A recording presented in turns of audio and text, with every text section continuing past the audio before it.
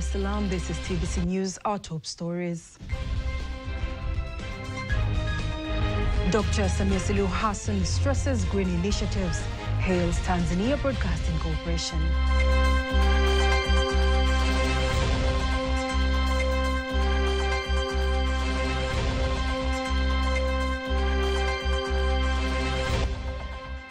Mchengerwa issues ultimatum as Tanzania seeks ARV's self-sufficiency.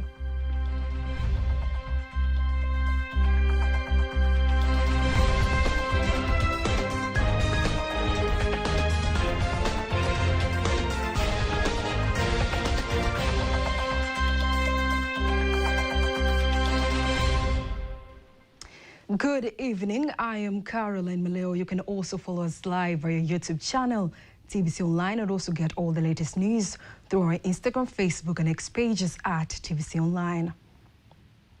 President Dr. Samia Suluhu Hassan urges Tanzanians to continue to adopt culture of voluntary environmental conservation, including planting trees in their areas to combat climate change. Here are more details.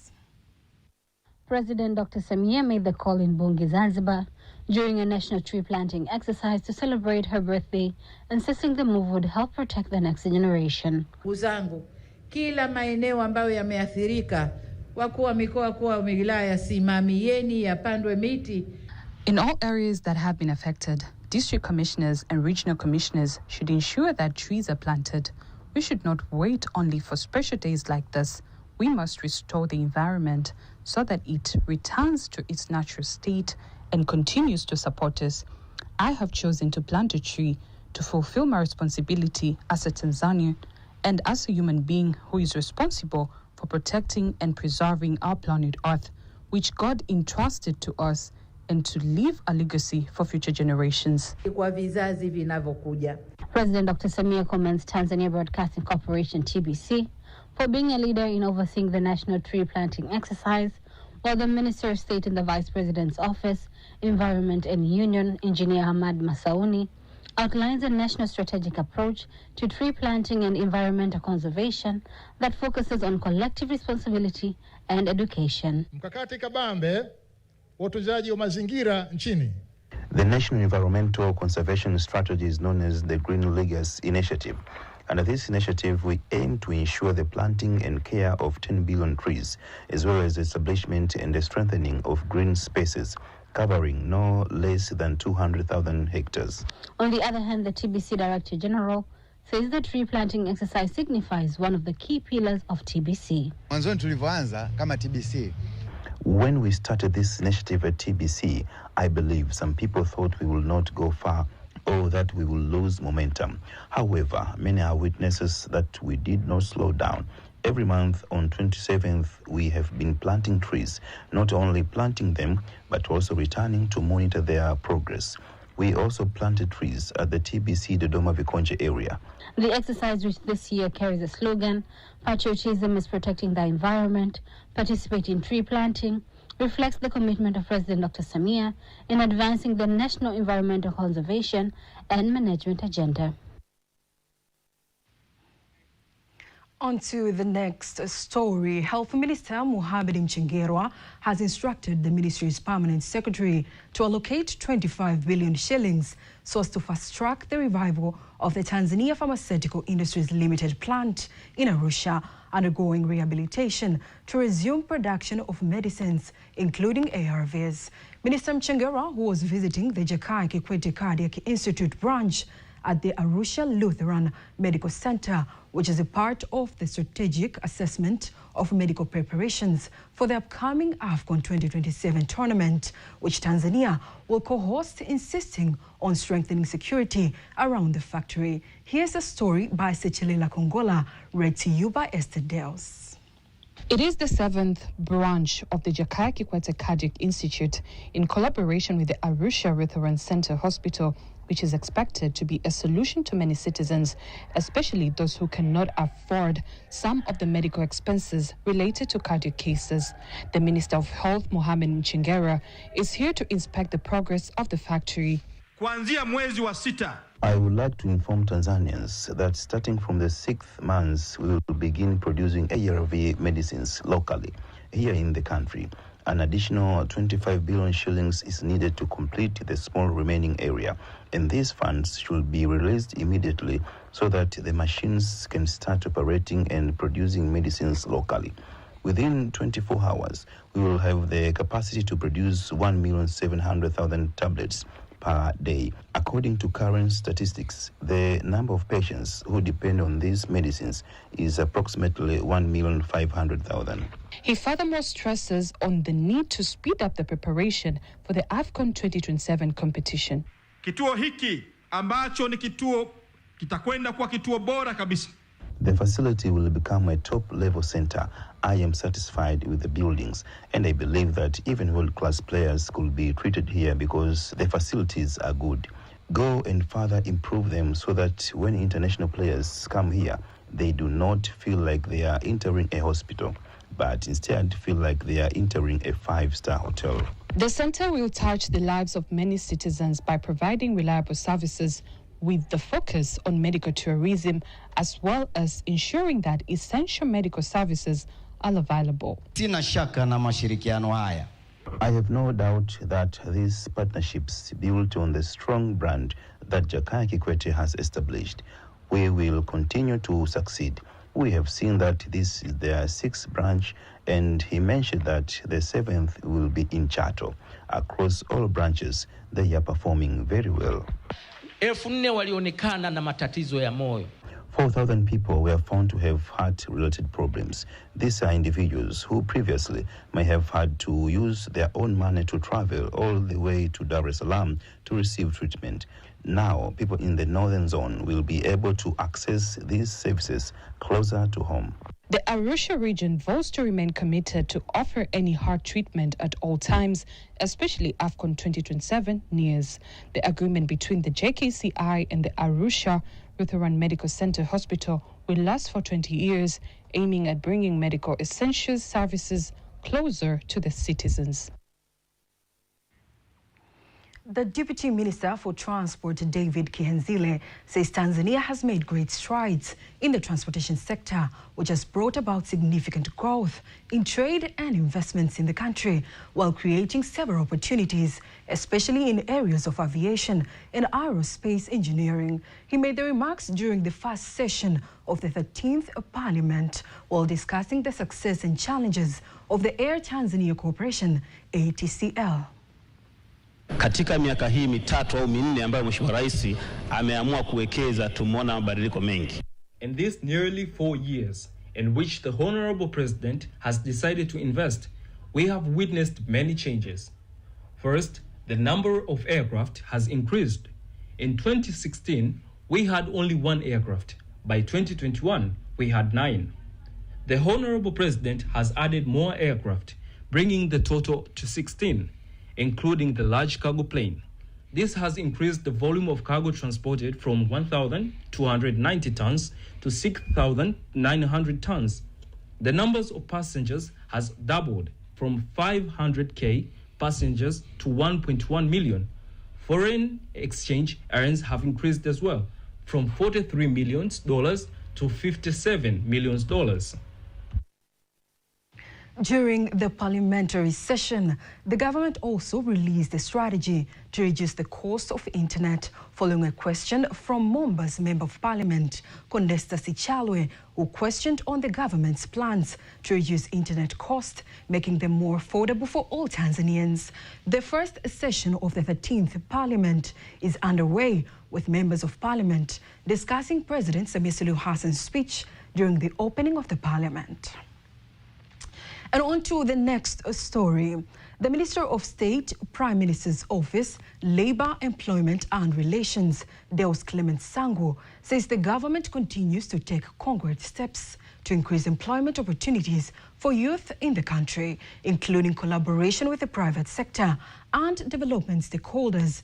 He made the remarks while participating in the Global Labour Market Conference being held in Riyadh, Saudi Arabia, insisting that their collaboration has enabled development stakeholders and the private sector to offer employment opportunities for Tanzanian youth abroad based on their capabilities and on their skills. Pamoja na mambo mengine, Mjadala umehusu namna gani ambavyo nchi zinaweza kushirikiana katika soko la ajira. However, beyond other efforts, Tanzania has taken advantage of several opportunities to seek employment for its youth in various countries. On the sidelines of this meeting, I also had the opportunity to speak with the fellow ministers of labor from the different countries, including Qatar, Oman, and Serbia, and we will continue engaging with others. The main goal of this meeting is to discuss how we can secure job opportunities for the Tanzanian youth, not only the traditional job we are used to, such as domestic work, but also to broaden the scope and create diverse opportunities across the different professional fields that match the skill of our young people. Furthermore, he says the sixth phase government, led by President Dr. Samia Suluhu Hassan, has significantly prioritized the construction of numerous vocational colleges and vocational secondary schools across Tanzania to boost youth skills and employment.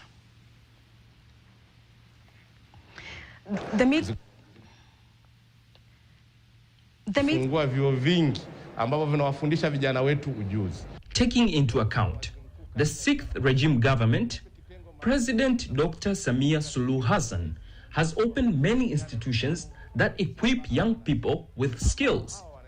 Through the Prime Minister's Office for Labor, Employment and Relations, there is also a special unit dedicated to skills development. Recently, the President provided 5,640 opportunities for young people to undergo construction training. And our goal is to ensure that the employment opportunities we are seeking, together with these diplomatic partners, directly benefit these skilled Tanzanian youth.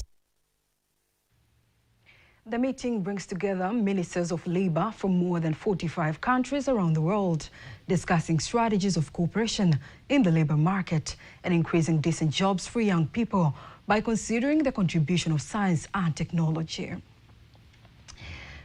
And in Dar es Salaam, the Minister of Works, Abdallah Ulega, says the recent construction and maintenance of roads in the country has improved significantly compared to the previous years, noting that construction development remains country's top priority. Minister Ulega made the remarks during the opening of the annual road conference organized by Tanzania Road Association in Dar es Salaam.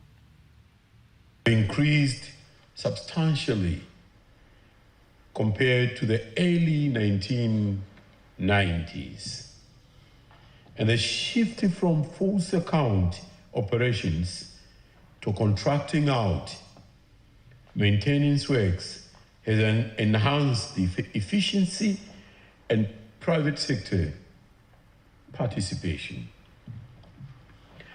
Improved procurement systems and a competitive bidding processes have contributed to reduced maintenance costs in several countries, with private sector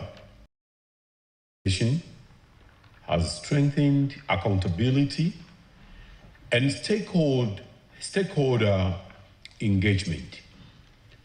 These reforms have laid a strong foundation for improved road asset management across the continent. On the other hand, Minister Ulega underscores the significance of toll roads as a solution to reduce traffic congestions, especially in major cities, before conveying greetings of the President of the United Republic of Tanzania, Dr. Samia Suluhu Hassan. The transport sector remains a critical backbone of economic and social development in Africa, contributing significantly to gross domestic product and serving as a catalyst for trade,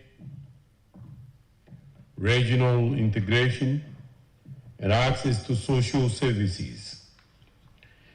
Efficient transport systems are essential for the successful implementation of the African Continental Free Trade Area. And before we wind up our local news tonight, let's now have a look at today's exchange rates according to the Bank of Tanzania, BOT.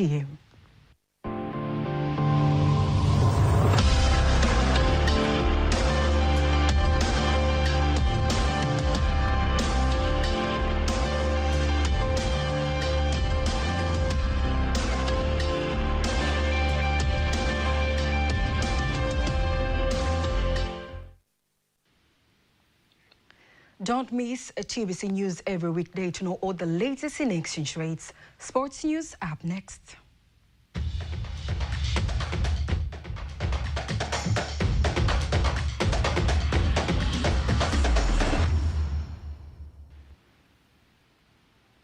And in sports news, the Minister of Health, Mohamed Mchengerwa, has reaffirmed that his ministry is fully committed to ensuring that Tanzania is well prepared for the 2027 AFCON 2027, which it will co-host with Kenya and Uganda. Speaking in Arusha, Mchengerwa said the ministry will sit down with other responsible ministries to discuss various strategies that will help to host the world-class African Cup of Nations AFCON 2027 tournament, insisting that opening of another Kadayak Medical Clinic Center is another indicator that Tanzania is ready for AFCON 2027. Mashindano ya AFCON yatatuhitaji tujipange vizuri, Wizara ya Afya. Tujiandae hasa. The AFCON competition is a dream for Tanzanians, the dream of President Samia, which I have carried in my back. The AFCON competition is a big tournament which will show our country attractions, show our region, and will show our traditions. So, our ministry has big responsibility to organize and prepare, and today the events of the opening Cardiac Clinic Center in Arusha is the preparations towards AFCON 2027. The center is ready to host world-class player. Wetu kama taifa karimu ambalo katika nyakati zote tumetengenezwa kutoa ukarimu kwa mataifa mengine, lakini kwa Watanzania sote kwa ujumla. Tanzania has officially reaffirmed its readiness to co-host AFCON 2027 alongside Kenya and Uganda as part of the East Africa Pamoja bid. Major infrastructural upgrades are underway to meet the strict standards of the Confederation of African Football. Organizers of East African traditional dance festivals say now they are increasingly focusing on strategic plans that transition the events from simple celebrations to engines of youth employment and skill development. Speaking with journalists in Dar es Salaam, leaders of East African Local Traditional Dance Festival insist that the festival has been a platform for the youth to showcase their talents and encourage as many youth as possible to participate in this year's show. Because there's so much talent in the young people of Tanzania, of course older people as well, but on this program we've seen a group of young dancers come from across East Africa, and the audiences are going to be in for a huge treat. Because we as East African artists and choreographers never get an opportunity to meet together. We're always meeting in Europe, but we never have a space where we collect and come together and share our works and get to know each other. So this is an amazing opportunity, and I'll be presenting Nambi, the African Shield Maidens. Alongside all of that, there's amazing performances from different artists all over Africa, which is such a privilege because this is the power of dance and art.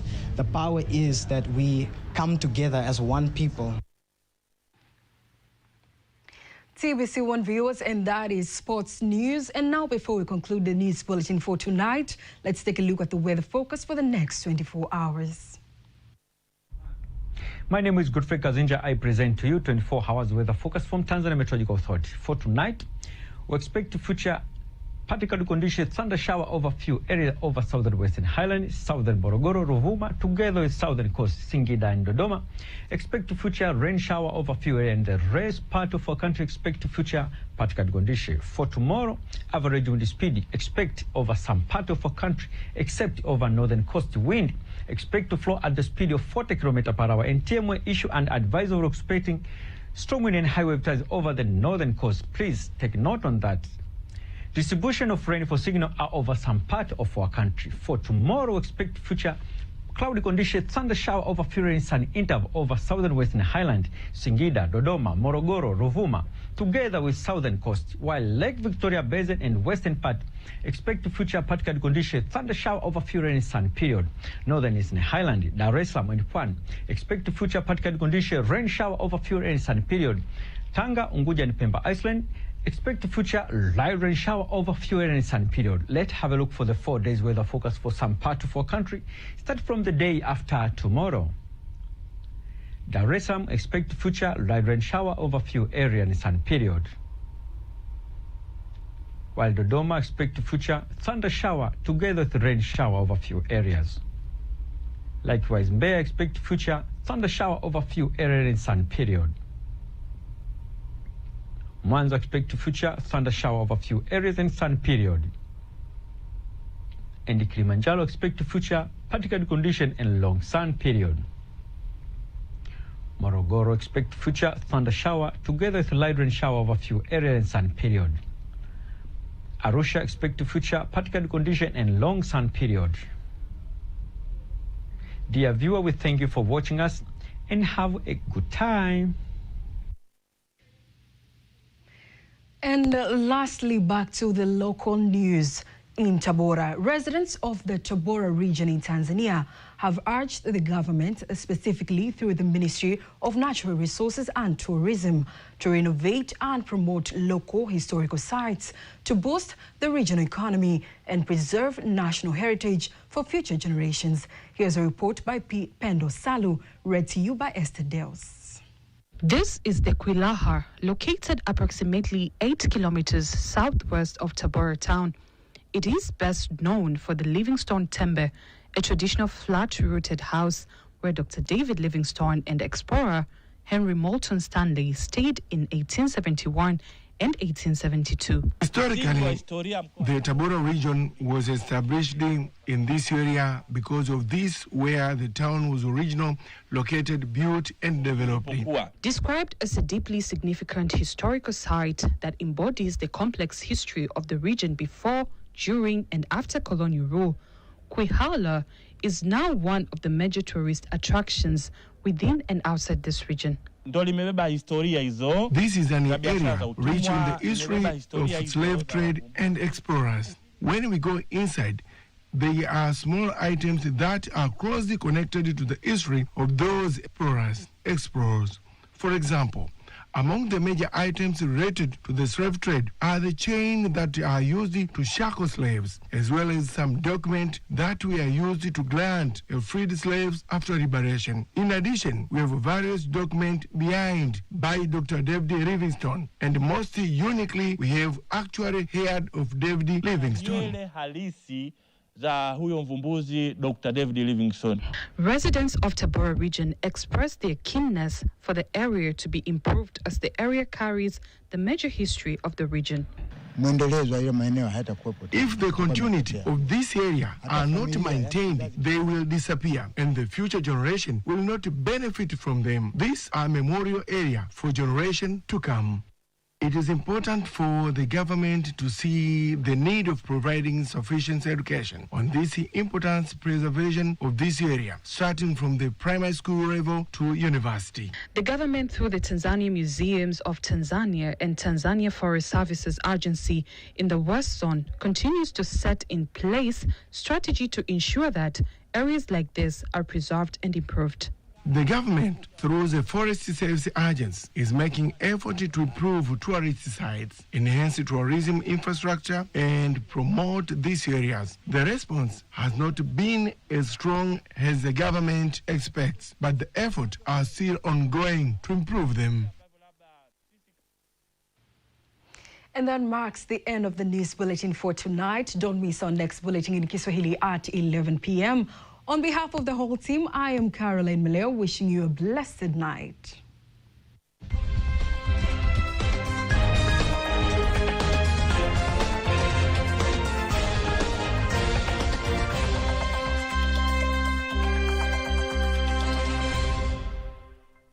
Unaangalia TBC1, ukweli na uhakika.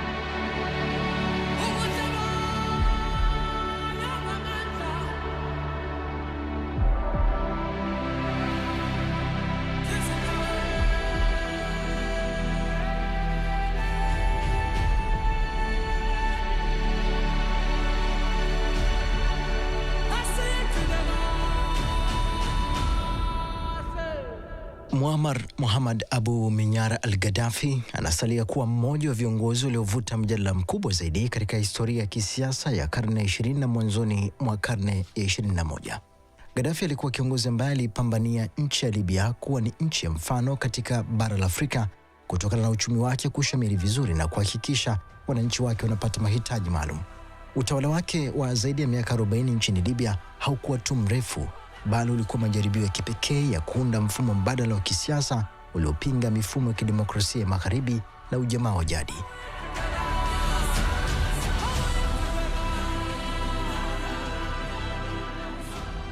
Kupitia dhana ya jamahiria,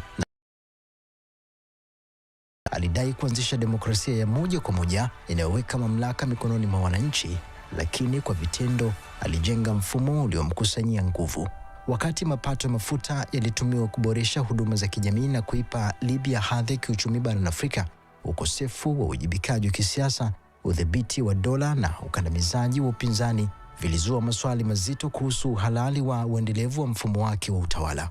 Hivyo basi, historia ya Muammar Gaddafi haiwezi kusomwa kwa mtazamo mwepesi wa sifa au lawama pekee, bali inahitaji uchambuzi wa kina unaozingatia mwingiliano kati ya itikadi, mamlaka, rasilimali na athari za muda mrefu kwa dola na jamii ya Libya. Gaddafi mimi namfahamu kama alikuwa rais wa Libya, na tunaweza